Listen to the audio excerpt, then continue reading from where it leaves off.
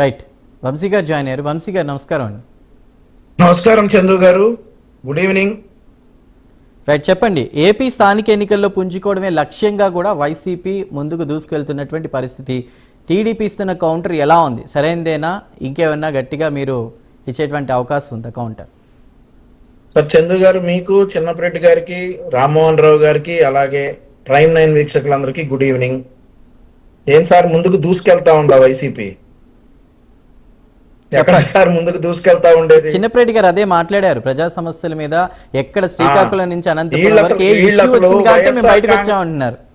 YSR Congress party అనే party లేకపోతే ప్రజా సమస్యలు ఏవి కూడా ఉండవు. ప్రజలు చాలా సుభిక్షంగా ఉన్నారు, చాలా సంతోషంగా ఉన్నారు. కానీ వీరు మైటి రోడ్ల మీదకి వచ్చేసి చేసేటటువంటి హడావిడి, వీళ్ళు చేస్తున్నటువంటి హంగామానే వీళ్ళకి ప్రజా సమస్యలుగా వీళ్ళు చూయించుకుంటా ఉన్నారు.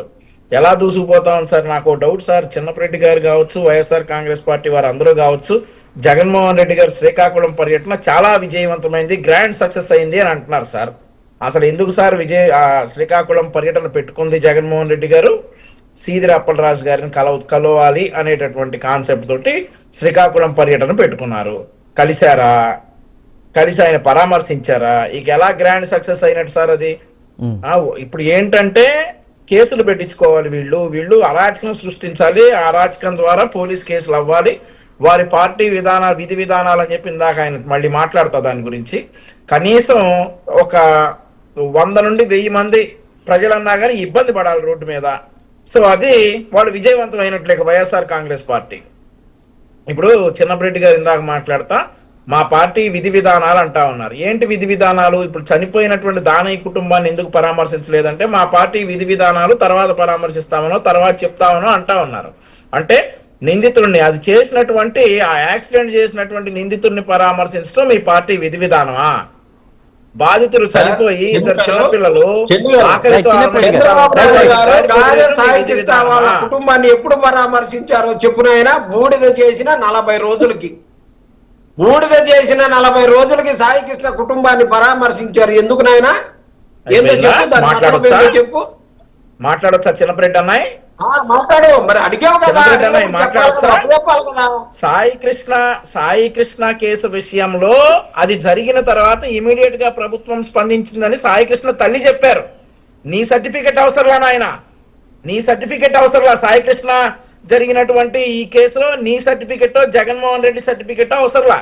వాళ్ళ తల్లి చెప్పారు, స్పందించింది.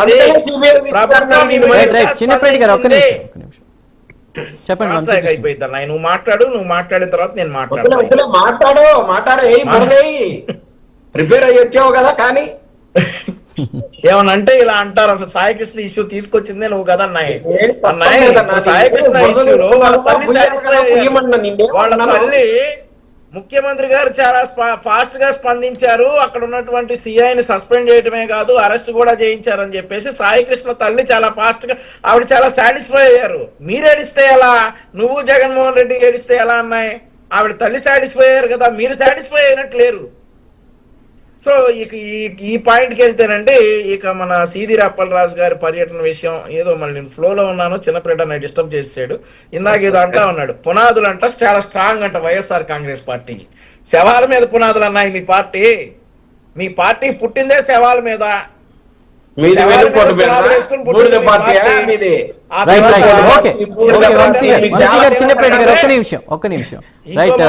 బండారు రామ్మోహన్ రావు గారితో కూడా మాట్లాడదాం. మాట్లాడబోయే ముందు ప్రైమ్ డిబేట్ లో ఇప్పుడు ఒక స్మాల్ బ్రేక్ తీసుకుందాం. బ్రేక్ తర్వాత డిబేట్ కంటిన్యూ చేద్దాం. Stay with us.